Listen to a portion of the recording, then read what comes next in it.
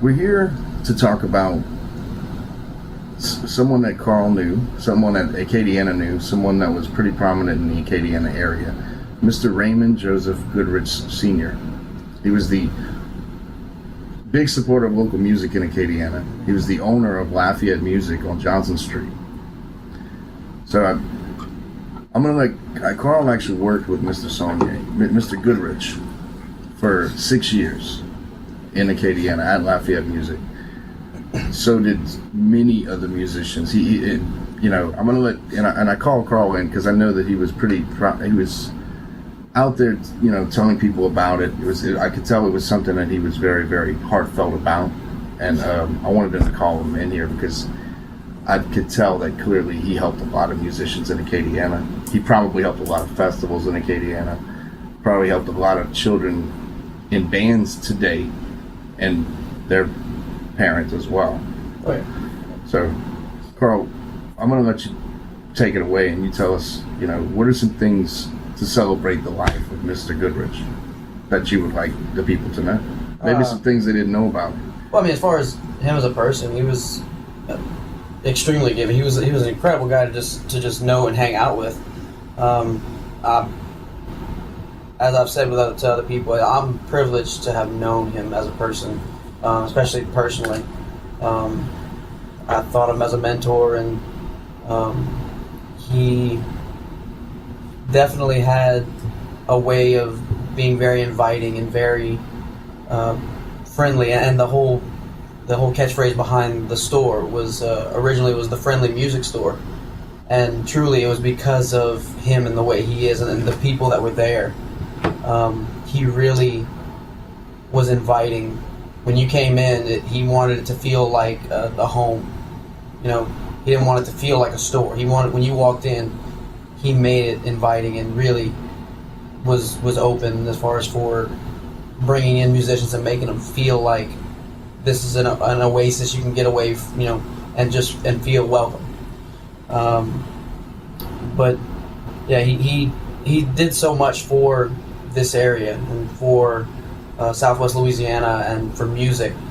Huge supporter of local music. I mean, I know he was constantly out listening to different bands and whatnot. He would always go out to either Downtown Live or something like that to go see stuff. And but he was always a big supporter of the old time guys and Zydeco musicians and stuff like that were constantly around. I know Chubby Carrier, he was always in and always visiting with us, and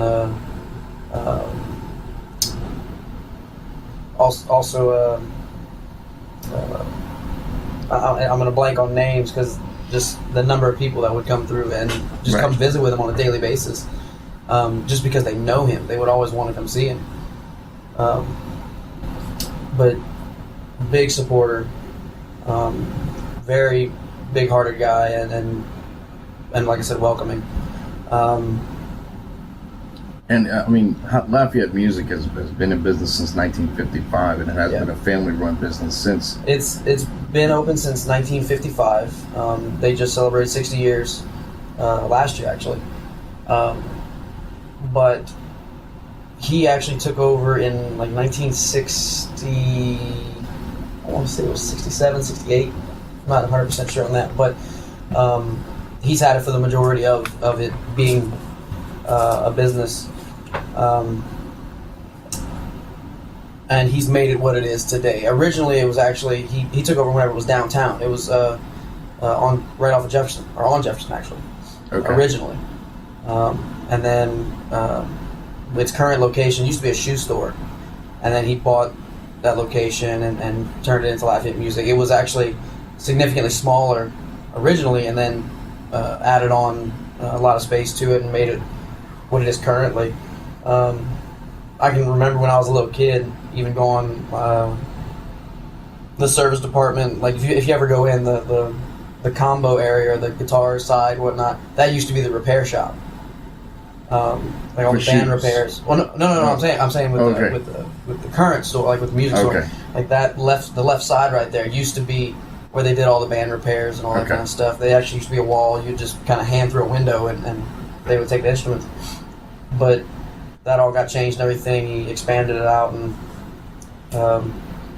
but just for me working there, it was always a very tight knit group. I mean, it was almost like a complete other family, aside from the family that I have. Great people that are there. Raymond's son actually is also named Raymond, Raymond Jr., Raymond II. He's the one that's been kind of taking over the business and continuing on in his dad's footsteps, and he's been doing a fantastic job. And his, like I said, it's a family-run business, so they do have family that's in there supporting him and helping him. And so with the passing of Raymond Sr., it is going to be a huge loss for us. But I know anyone I've ever met that knows him or has had the chance to meet him, he's such an influence that he's going to be remembered. I mean, forever. It's not going to be a name that's going to fade away. He's a huge, huge supporter of this area's music and culture. So, right. And he definitely needs to be remembered. Absolutely, without a doubt. I know tomorrow's Monday. Yeah. Monday, April 18th is going to be the funeral for it. It's going to be at Holy Cross Church, right over there on the corner of Robley and I remember the other road, Broadmoor, I think is what it is. Okay. I might have that wrong, or Broadmoor might be the closer one. Anyway, it's going to be at Holy Cross Church at 1 o'clock in the afternoon. And I know it's going to be a packed service. There's going to be so many people that know him that are going to be there. So it's going to be a standing room only thing. So one of the things that I do like, I want to say here, we have this written. He's raised over $1 million in scholarships for UL's School of Music. Absolutely. How much do you know about the information? Well, it's from the type of stuff that Lafayette Music has been doing. As I'm sure you're aware of, is a showcase of marching bands. Right. Yeah. Yeah. Lafayette Music was the one that started that. Okay. Yeah. I mean, we actually started the event in conjunction with UL, but the original person that started that was actually Jamie Capel. He was the manager of Lafayette Music, and he passed away actually a couple years ago. And another huge supporter and fantastic guy. He was a huge supporter of local bands, and he's also is a huge guy. Is going to be missed, and we miss him every day. But him with Raymond, they had the idea to really. There was no real festivals that showed off marching bands and whatnot, and so with the advent of Showcase, it's been going on for. They just did their 23rd.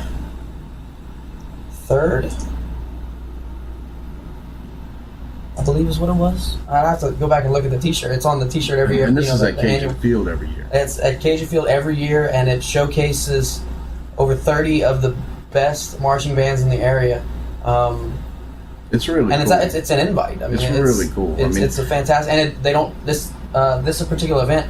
They don't pay to do this marching event. Like a lot of the major marching events, a school will pay to go and do this. This is free for the band. There's no charge or anything like that.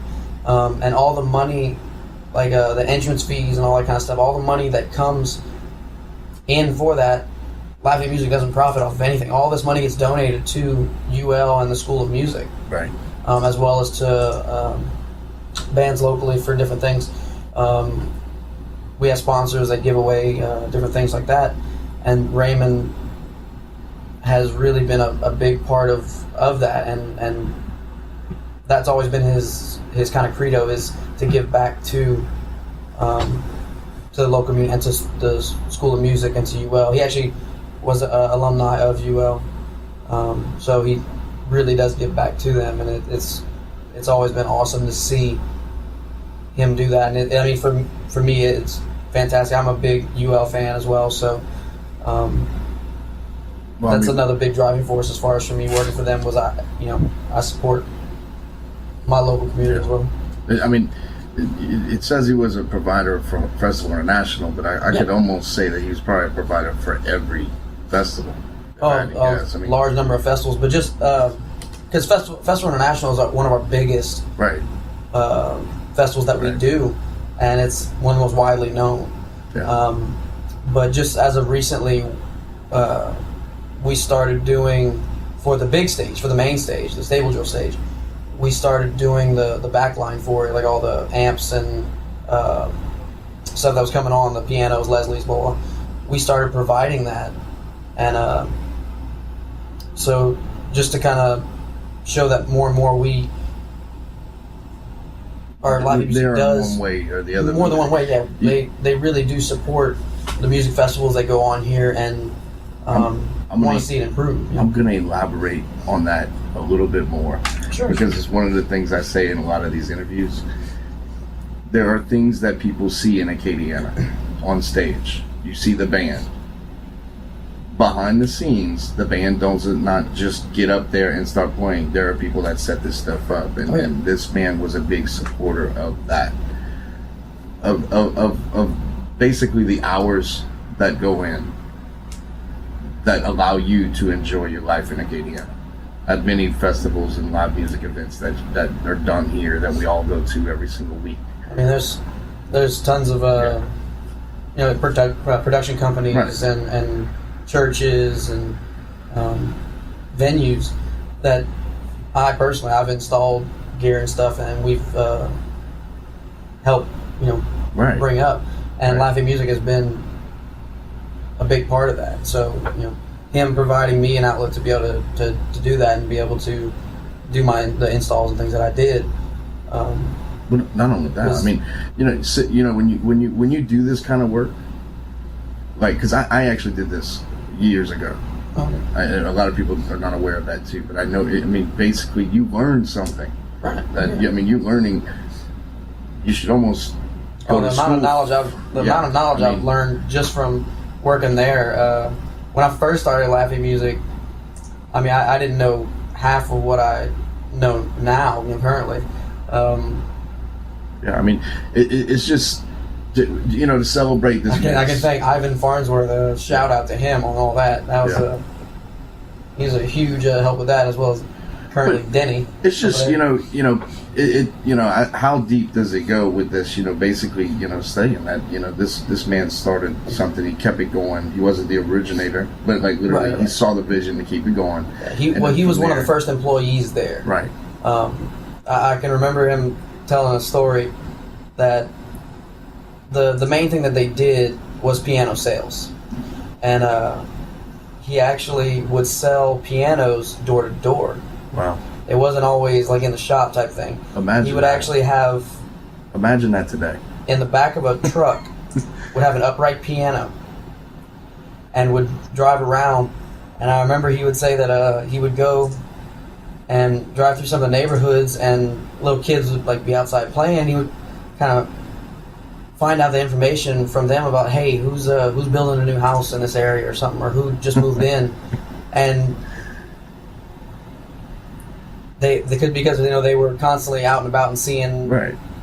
So that was kind of his way to sell, is he would find out locally, hey, who's new here, who needs a piano, blah blah blah, who's a musician in this area, and would door to door go and knock and get the piano down, let them try it out, and that's how it used to be back in the day. I mean, people wouldn't go to a store to shop for a piano. Well, that's how you met people too. Right. Oh, I mean, I was way more. But not only was the man, he was also a really good salesman to be able to. Oh, he could sell ice to Eskimo in an igloo. I mean, he was. That's pretty awesome. That's pretty. But awesome. I mean, but he was honest about what he was selling to you. I mean, he wouldn't sell you something that he wouldn't buy himself, right? Which is because there's. I mean, he would look at probably at a customer's budget and know, fill their needs with what they were able to do, and then if they ever needed an upgrade, I mean, they probably were able to do a trade-in. Absolutely, they were a big. They always help out with musicians and that, as far as for that whole trade in, trade up thing. every musician, as they develop, they're always going to have a fondness towards that first instrument or that first thing that they bought. But as you improve, you also need to make sure that your gear improves. So they always do, trade in towards a better instrument or that next step, especially in school band. That's a huge, huge thing for them that they really, really do support, is making sure that as they develop, they go to that next step and having that instrument that improves you as a musician as well. Because a better instrument is going to help improve the player as well. Right. I mean, I can say that for myself, Right. So, yeah. I mean, the man, he also was a musician. Oh, absolutely. Absolutely. He was his main instrument, he kind of dabbled on other instruments as far as piano and different things like that, but he's a trumpet player through and through, and very good trumpet player as well.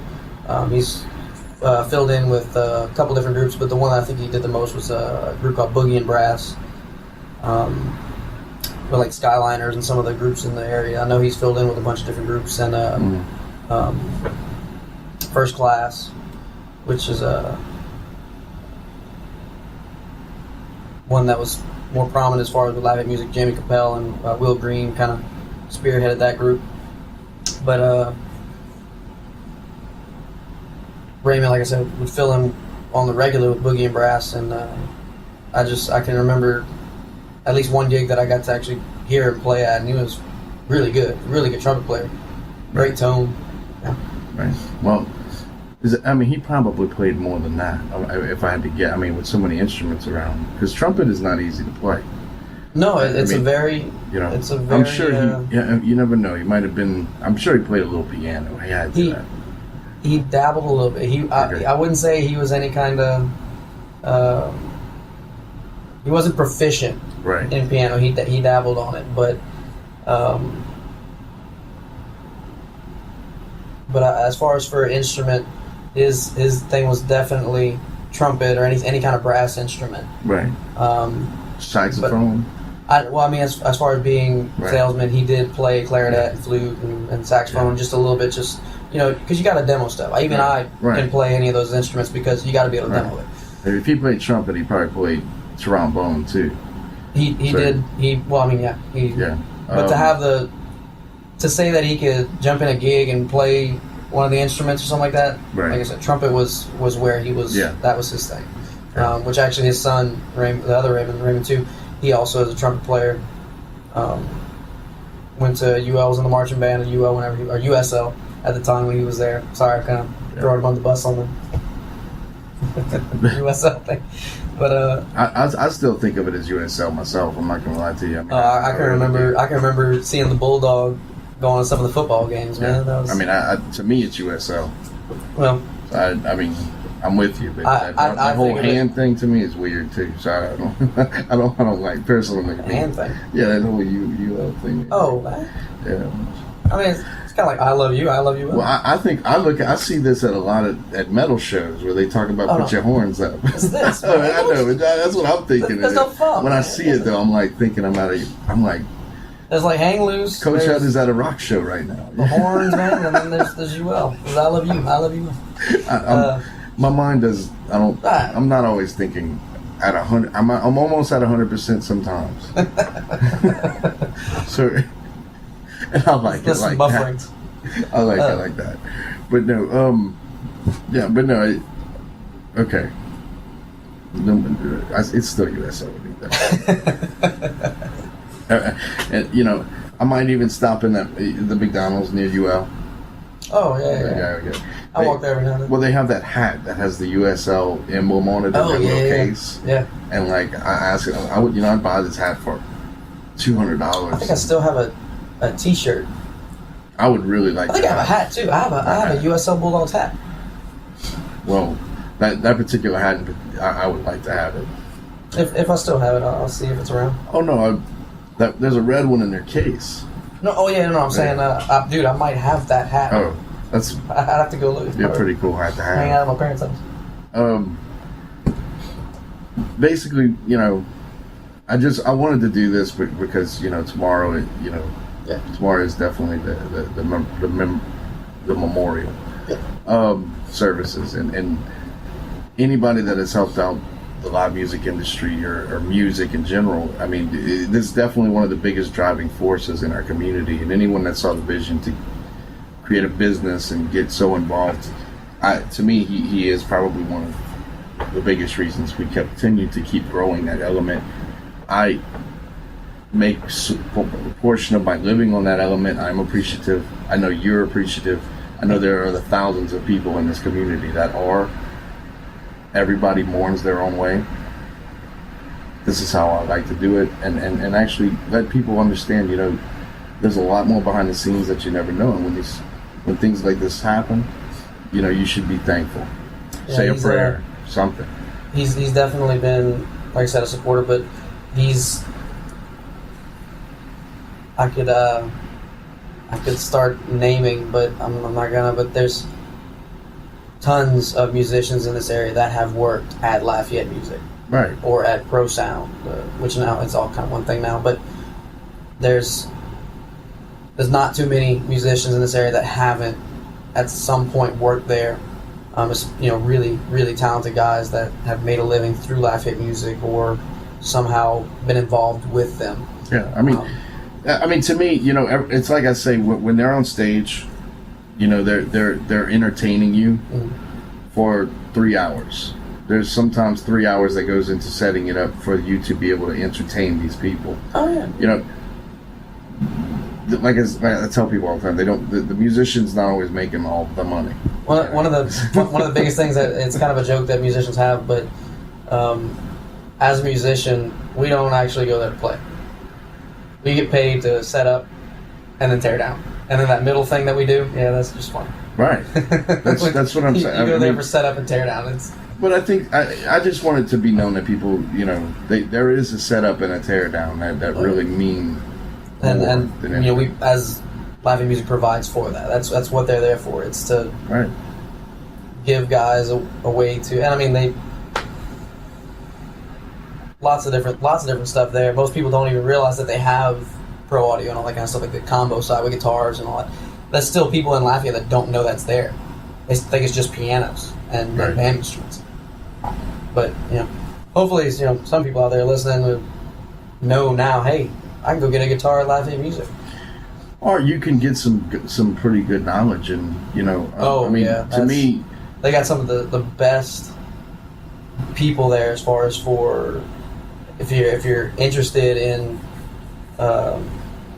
recording or in live audio, or if you want to pick up an instrument, pick up piano and have questions on stuff like that, I mean, I had so many people that came to me with questions on pro audio, or when they want to play bass or something, if they had a question on a certain rig that they wanted.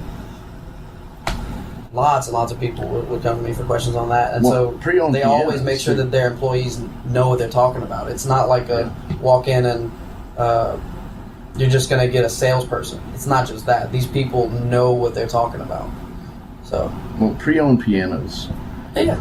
Well, I mean, if you're looking for a piano that's pre-owned, go check out Lafayette Music, because they really have. They got little uprights, spinets, grands. They have used, new, all kinds of different stuff. Keyboards. I mean, to me that's what I mean. It's cool to be able to see, that many in one place. I think they can help you with tuning the piano too if it's at your house. Yeah, they have people that they are able to send out for that. Yeah, absolutely. Yeah. Which is getting to be it's a dying breed. Tuning a piano is not an easy thing. No, I mean if they have there's a lady that works there on staff right now that she tunes pianos. I don't think, I mean, to me, there's quite a few professions that people really do need. They don't realize it until they are not there anymore in the area. I remember the camera center place that used to be in oh wow, in Lafayette, man, yeah. And then that went away, and everybody was like, I haven't used my camera in years. I don't have a camera anymore because it's not used. It's broken. Film is almost dead. There's still people that are like you call it the purists or whatever that prefer to use film and develop and blah blah. I'm not. Look, one of these days, I know I've kind of messed around with it back in the day in art classes and stuff back in high school. But literally, I take thousands of pictures, and I would probably do it one day. I'm not going way back in the West with the guy with the curtain over his head, but I wouldn't mind messing around with it because I've had some film cameras, but I mean, it's something that I would probably want to do at my house, make the actual darkroom process and see what kind of color, what I would have to do. But it's not anything I want to really do a lot of. Yeah. And it's funny that the camera center that you were talking about, how they closed, but the biggest thing with these smaller businesses locally, that I more and more kind of preach this to people, is support local. Because without small businesses, a local economy can't thrive. I mean, we have like the big shopping center that popped up with Costco and everything like that. But without the local businesses, that wouldn't be here. We wouldn't have that here if we didn't have a local economy and small businesses providing the backbone for that. Yeah, that's the whole reason. I mean, so being that you said that, I'm gonna talk about another thing that recently came up in conversation, and there's so many new businesses. Oh yeah, there's a lot of them, and I think sometimes we forget about businesses that have been here for 20, 30, 40, 50 years. 60. Right. That's what I'm saying. One of the things I'm going to say about this is, you read about stuff. You see things online. You see things on the internet. And you see 1,000 articles written about a new business, just, they're remodeling. Right. To get some free press from certain websites. But everybody wants to follow the new guy. But they don't want to follow the old guy. And you know what? The old guy is the reason the new guy exists. Exactly. So there should be a thank you somewhere along the route with that. And just you may not know, but one of the things I plan on doing soon is talking about some of these businesses that have been here for a really long time. That's why I'm making this comment, because I noticed that it is an issue. It's the whole reason they're around for 60 plus years. Right? Is that they're experts in what they do. Right. And they love what they do. They're not. It's not just the giant store special, whatever. You just grab it and go and walk out. They're going to support you through the entire process. Right. And that's what I loved about working there, was not only do I get that first sale with the kid that comes in that gets that first guitar, which is such a good feeling whenever you sell it. I mean, whenever that kid gets that first guitar and you can say, man, he's going to start playing music.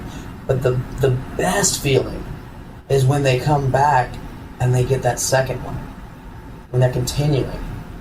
Or like a drum set or anything. When they come back and they get that next one, it's like, man, this kid is still playing, but I helped him start that. And so even, I wasn't there for a huge amount of time, whenever you really think about 6 years, because they've had people there for 30 plus years, still working there. You saying this, while you're saying it, I'm thinking of Michael Juan Nunez sitting where you were Wednesday. Yeah. And I asked him, I said, hey, how many guitars do you have? He said, I don't know. I said, what do you mean? He says, I have that many. Yeah. I don't really know. They're in just different places. And I mean, they not only the smaller guys that are starting, the kids that are starting up and everything, but they support the big guys. Like I said, guys like Chubby Carrier and even Sonny Landreth, Zachary Richard. Right. I mean, I can name a bunch of people. Michael Wan. Right. He comes in all the time. Tony Ardwan. I mean, there's tons of different musicians that are regulars with both the Williamses, both Nathan Williams, Chris Ardwan. I mean, there's tons of guys that shop with Lafayette Music because they get that service and support that you can't get anywhere else. Because being a local business, they support the local guy. And that's something that's same thing as with piano tuners that we were talking about. It's a dying art, it's a dying breed to have that local love. And that's what they do. It's funny, in the past I've asked them, why don't we expand out, or why they never expanded out past. they don't want to.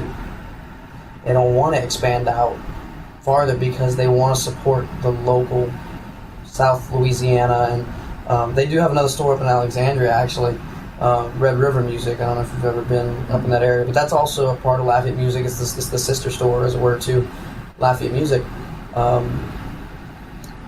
But as far as, I think the highest we really go is Monroe. You know, that's kind of where it ends, and then we've gone as far as New Orleans, some into Mississippi, as far as we do church organs and stuff like that. Or I say we, as I still think of it as my home, man. It's my favorite place to shop, and I truly think of it as that. But they support that local niche, and it's something that really is dying because of, you know, you can buy something on the internet, absolutely. You can get it maybe at a little cheaper price, but my whole thing is, if I have a problem with it, or if I have something that I need to have an issue with, when I bought it local, I know exactly, I can go back to them right now and they'll help me with it. Right. They can answer my questions, they can even help me fix it, whatever it is. They're going to support me through the whole process of, you know, research, buy, and after the sale, support. And you can't, like, if I did that at Walmart, ain't no way they're going to help me with something like that. Best Buy. They don't sell reeds either. Guitar Center. I mean, it's not going to... But you know, Walmart doesn't sell saxophone reeds. And they probably do, and we don't know it. Yeah, no, I know who sells them. I play saxophone. I played saxophone since I was probably 16. But like literally, can you play Careless Whisper? Don't be surprised if you don't see a little chunky guy walking around with glasses with a mullet. The leather pants. Hey, it could. I would do it. You know what? I'm gonna brushing up on my sax skills, and I'm gonna do that next year at Mitch Fest. That'd be funny. Me dressed up. I'll say at least do it for Halloween. I know we had talked like Babe Ruth or whatever, but I'm telling you, the guy from Careless Whisper. Careless Whisper. Kevin's Whisper is what I heard. Kevin's Whisper. That's good. That's good. No, that would be funny. That'd be funny. That would be pretty good. I couldn't take pictures for the Halloween costume contest at Scandals, but because I really think that would win. You could have the strap of the saxophone, and then I almost want somebody else to do it so I could take pictures of it and make a video. That's funny. Well, if you're doing it, I'll take pictures. I'll video that. Like, that'd be good. To me, that would win. But once again, I just want to say, you know, thank you, Mr. Raymond, for supporting Lafayette, supporting live music, supporting Acadiana for over 55 years, for sure, for over 60 years. I mean, well, yeah, since 1955, so over 60 years. And also getting to know Acadiana, because if you did piano sales door to doors, I can tell you right now, you found out a lot about a lot of families, and you got to know a lot of families in Acadiana. And thank you very much. And Karl, one word to describe Mr. Raymond.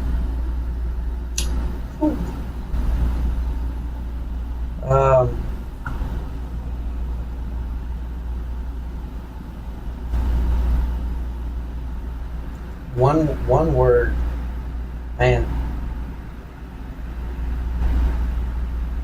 Genuine. Cool. I mean, that's what I think. And that's I would say, you know, genuine. He says always a man of his word and stood up by his promises. Oh yeah, his biggest thing was, when I make a promise to somebody, I keep it. Okay. Every time. Karl. He was never. Yeah. Thank you for coming in here. Absolutely, appreciate it. And having this talk, and glad you could have me on. Absolutely, man. And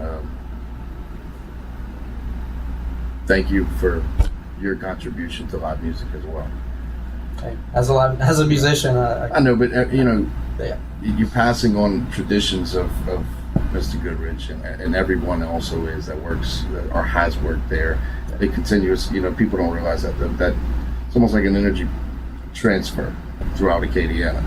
Probably has something to do with why we have so many events, festivals, live music events in Acadiana. There's so many talented musicians in this area. Yeah.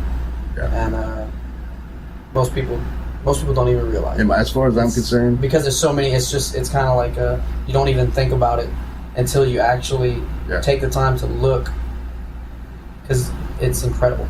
Yeah, we could literally have our own Woodstock for 2 days, and we probably still just would with miss local out artists and stuff. with someone. That's how many people actually play music here or would have something to do. Once again, this is Kevin and Karl Songne, Radio Louisiana, and thank you very much, Mr. Goodrich, for this contribution of Acadiana. Thank you, Mr. Chief.